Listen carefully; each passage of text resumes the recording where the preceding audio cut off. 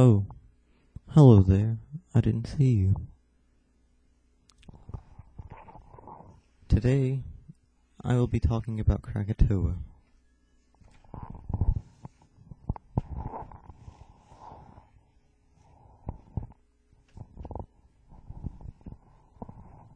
Krakatoa, also spelled Kracatoa or Krakatau, is a volcanic island made of lava in the Sunda Strait between the islands of Java and Sumatra in Indonesia.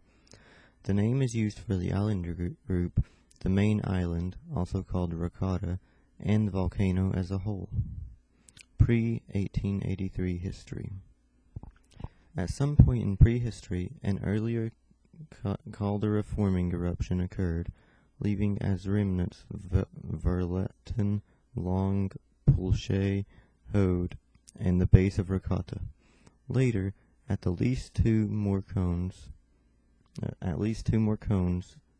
Perbowaten and Donnan, formed and eventually joined with Rakata, forming the main island of Krakatoa. The dating of these events is currently unknown. The Sunda Strait was first mentioned by Arab sailors around 1100 AD. This is when the Arabs first started taking our gerbs, according to geologist Jimmy Joe Suthers. 1883 eruption of Krakatoa. While seismic activity around the volcano was intense in the years preceding the cataclysmic 1883 eruption, a series of lesser eruptions beginning in mid-June 1883 led up to the disaster. The volcano released huge plumes of steam and ash lasting until late August. Do you know what day Krakatoa erupted? I'll give you a sec to answer. Do do do do do do do do do do do do do do do do doop boop boop. Okay, time is up. There are actually three acceptable answers to this question. Yes, I'm not sure, and no. Remember, the question was, do you know what day Krakatoa erupted? Not what day did Krakatoa erupt. On August 27th, a series of 4 huge explosions almost entirely destroyed the island.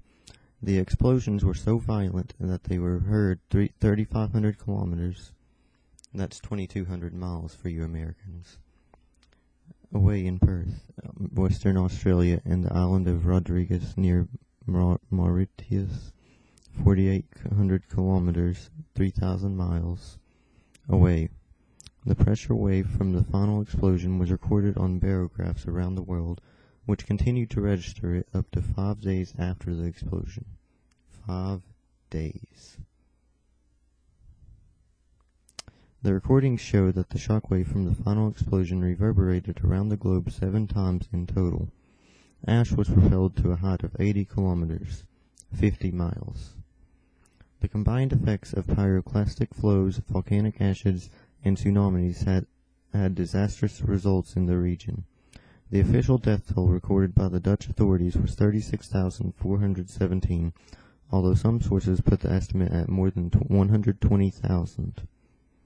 There are numerous documented reports of groups of human skeletons floating across the Indian Ocean on rafts of volcanic pumice and washing up on the east coast of Africa up to a year after the eruption. A year after.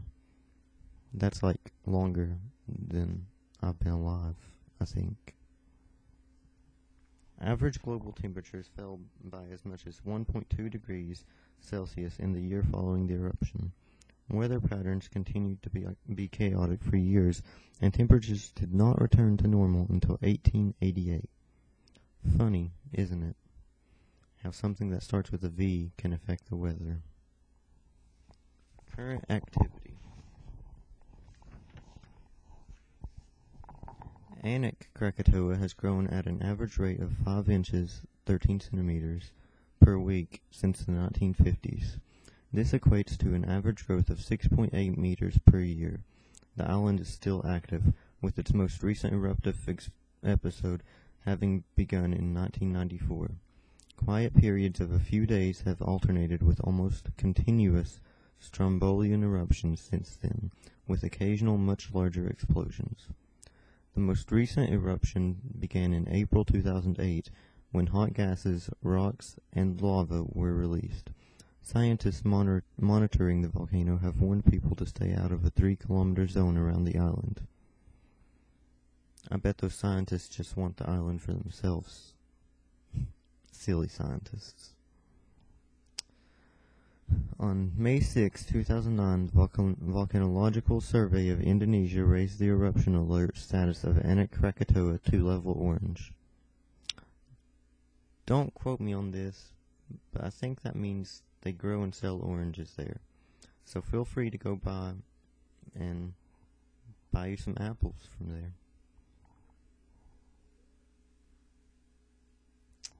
Well, this has been a lesson in Before by Hunter Hicks.